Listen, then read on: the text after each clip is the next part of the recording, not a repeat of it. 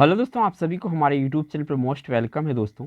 तो दोस्तों इस वीडियो में देखेंगे टॉप इतिहास के प्रश्न संग्रह देखेंगे और इसमें काफ़ी इम्पोर्टेंट मैं 30 प्रश्न शामिल किया हूं, जो कि आपका आने वाला जो 2024 है इसमें जितने भी एग्जाम होगा आपके लिए काफ़ी महत्वपूर्ण है, क्योंकि यही क्वेश्चन है दोस्तों कि एग्ज़ाम में आपका रिपीट होता है।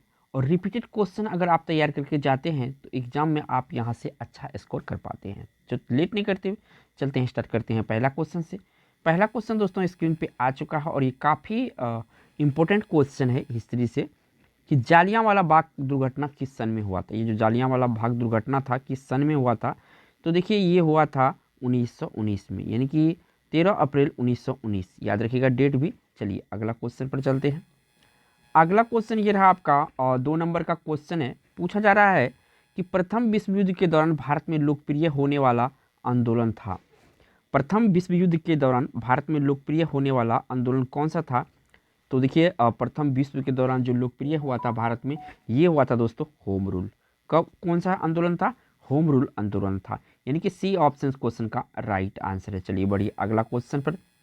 अगला क्वेश्चन ये रहा आपका 3 नंबर का और यहाँ से पूछा गया है कि सिंधु घाटी के लोग विश्वास करते थे। सिंधु घाटी के लोग किस में विश्वास करते थे? तो ये देखिए सिंधु घाटी के लोग जो है आपका मातृशक्ति में विश्वास करते थे। किस में विश्वास करते थे? मातृशक्ति में विश्वास करते थे। साथ के साथ देखते रहिए और साथ के साथ आप बोलते रहिए, ठीक है। तो इससे क्या होगा कि क्वेश्चन का जो आंसर है आपको देखते देखते याद हो जाएगा। चलिए अगला क्वेश्चन पर चलते हैं।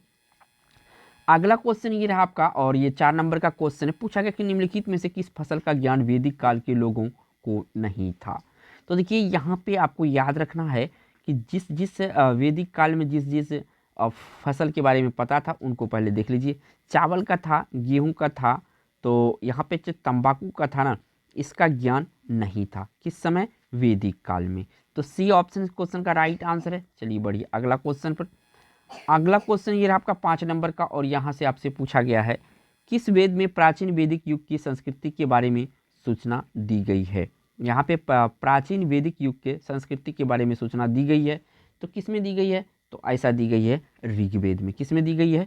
ऋग्वेद में दी गई है, यानी कि ए ऑप्शन क्वेश्चन का राइट आंसर है। चलिए बढ़िए अगला क्वेश्चन पर।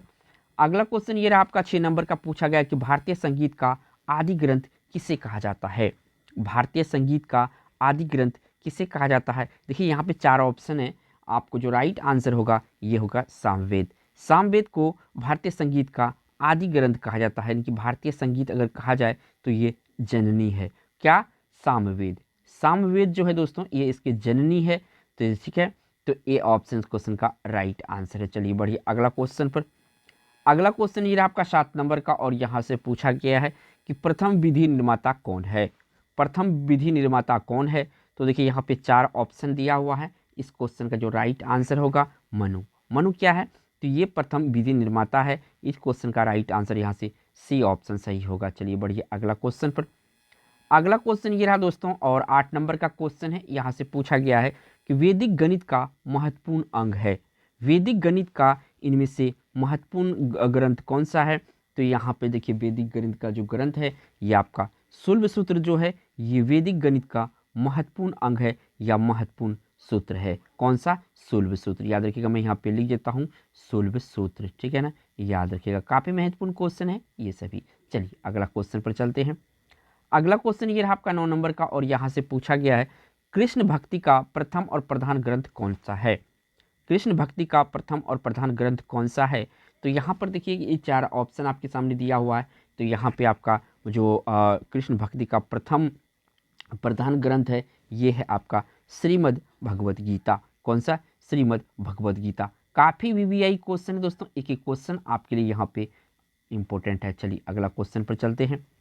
अगला क्वेश्चन ये रहा 10 नंबर का और यहाँ पे पूछा गया है कि पुराणों की संख्या कितनी है?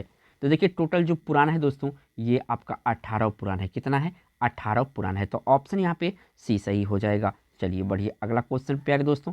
अगला क्वेश्चन ये रहा आपका 11 नंबर का और यहाँ से आपसे पूछा गया है किस देवता के लिए ऋग्वेद में पुरंदर शब्द का प्रयोग हुआ है? यानी किस देवता के लिए ऋग्वेद में पुरंदर शब्द का प्रयोग हुआ है? तो देखिए पुरंदर शब्द जो प्रयोग हुआ है ऋग्वेद में वो हुआ है भगवान इंद्र के लिए। किसके लिए? इंद्र के लिए। इंद्र को क्या कहा जाता था किस समय? ऋग्वेद में। तो इसको पुरंदर कहा गया था। मैं यहाँ पे लिख रहा हूँ ताकि आपका जो माइंड है इसको एक अच्छा इमेज के रूप में सेव करे। चलिए अगला क्वेश्चन चलते हैं।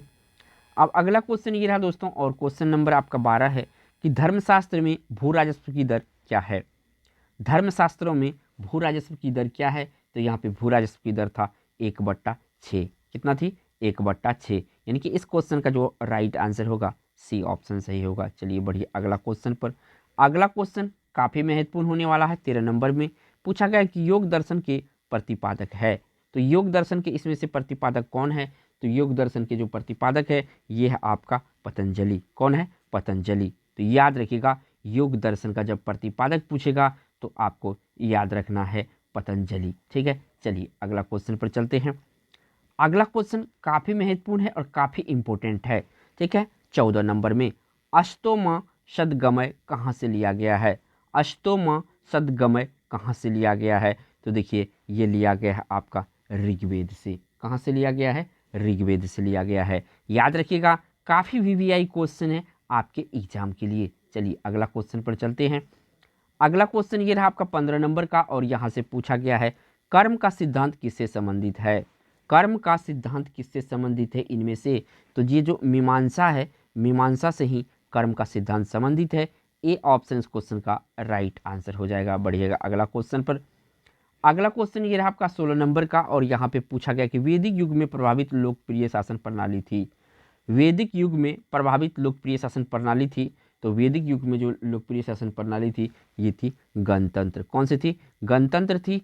ए ऑप्शन क्वेश्चन का राइट आंसर हो जाएगा। चलिए बढ़िए अगला क्वेश्चन पर। अगला क्वेश्चन ये रहा दोस्तों, और यहाँ से आपसे पूछा गया है कि उपनिषद पुस्तकें किससे संबंधित है? उपनिषद पुस्तकें किससे संबंधित है? तो उपनिषद पुस्तक दर्शन से संबंधित है। किससे संबंधित है? दर्शन से संबंधित है उपनिषद पुस्तकें। याद रखिएगा, दर्शन से। चलिए अगला क्वेश्चन पर प्यारे दोस्तों। अगला क्वेश्चन ये रहा आपका 18 नंबर का, और यहाँ से पूछा गया कि ऋग्वेद में संपत्ति का प्रमुख रूप है। ऋग्वेद में संपत्ति का प्रमुख रूप है। तो ऋग्वेद में संपत्ति का प्रमुख रूप जो था गौधन था। यानी कि गाय यहाँ पे सबसे मूल्यवान वस्तु समझा जाता था। किसमें? ऋग्वेदिक काल में। चलिए अगला क्वेश्चन पर चलते हैं। अगला क्वेश्चन ये रहा आपका 19 नंबर का, और यहाँ से पूछा गया है दोस्तों कि भारत में खोजा गया सबसे पुराना शहर, पहला और पुराना शहर कौन सा था? तो देखिए पहला पुराना शहर था हड़प्पा। ठीक है, हड़प्पा था, याद रखिएगा। चलिए नेक्स्ट क्वेश्चन चलते हैं। नेक्स्ट क्वेश्चन ये रहा आपका 20 नंबर का, और यहाँ से आपसे पूछा गया है कि सती प्रथा पर प्रतिबंध किसने लगाया था?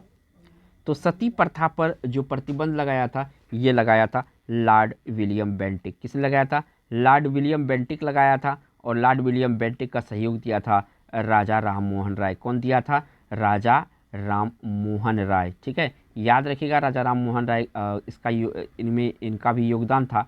और इसे जो भारतीय पुनर्जागरण का जनक भी कहा जाता। किसको? राजा राम मोहन राय को। इन्होंने ब्रह्म समाज की स्थापना किया था 1928 ईस्वी में। चलिए नेक्स्ट क्वेश्चन पर चलते हैं।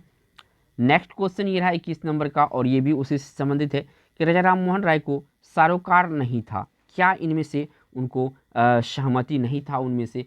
तो ये जो आपका संस्कृत का शिक्षा है इनसे ये संबंधित नहीं था।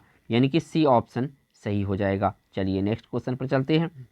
नेक्स्ट क्वेश्चन यहाँ पे पूछा गया है दोस्तों आपसे कि अप्रैल थीसिस किसने तैयार किया था? यहाँ पे पूछा गया है कि अप्रैल थीसिस किसने तैयार किया था? तो अप्रैल थीसिस जो है तैयार किया गया था लेनिनी के द्वारा। किसके द्वारा? लेनिनी के द्वारा। सी ऑप्शन क्वेश्चन का राइट आंसर है। चलिए नेक्स्ट क्वेश्चन पर चलते हैं। अब नेक्स्ट क्वेश्चन काफ़ी महत्वपूर्ण है कि 23 नंबर का क्वेश्चन कि पलासी की युद्ध कब लड़ा गया था? तो देखिए पलासी का युद्ध जो लड़ा गया था 23 जून। डेट याद रखिएगा, आजकल के जो एग्जाम होता है इसमें डेट भी पूछा जाता है युद्ध के बारे में। तो 1757 में हुआ था, और ये खास कि आपको 23 जून जो है याद रखने हैं। क्या रखने हैं? 23 जून। 23 जून जो है, और ईस्वी आपका 1757। कौन सा? 1757। चलिए नेक्स्ट क्वेश्चन पर चलते हैं। नेक्स्ट क्वेश्चन यहाँ पे 24 नंबर का पूछा गया है। पूछा गया कि सिंधु घाटी सभ्यता के लोग पूजा करते थे। तो देखिए सिंधु घाटी की सभ्यता के लोग जो पूजा करते थे पशुपति की। किसकी पूजा करते थे? पशुपति की पूजा करते थे। ए ऑप्शन यहाँ पे सही है। नेक्स्ट क्वेश्चन पर चलते हैं। तो नेक्स्ट क्वेश्चन आपका 25 नंबर का है, और यहाँ से पूछा गया है कि पानीपत की तीसरी लड़ाई कब लड़ी गई थी? याद रखिएगा, पहली जो लड़ाई लड़ी गई थी 1526 में, दूसरी जो लड़ाई लड़ी गई थी 1556 में, और यहाँ पे पूछा है ये पहली है, ये दूसरी है और ये तीसरी है। तो तीसरी कब लड़ी गई थी? तो ये 1761 में लड़ी गई थी। कब? 1761 में। इस क्वेश्चन का राइट आंसर बी ऑप्शन होगा, 1761। तो दोस्तों इस वीडियो में इतना ही दोस्तों, फिर होगी आपसे मुलाकात एक नई वीडियो में। तब तक के लिए दोस्तों जय हिंद।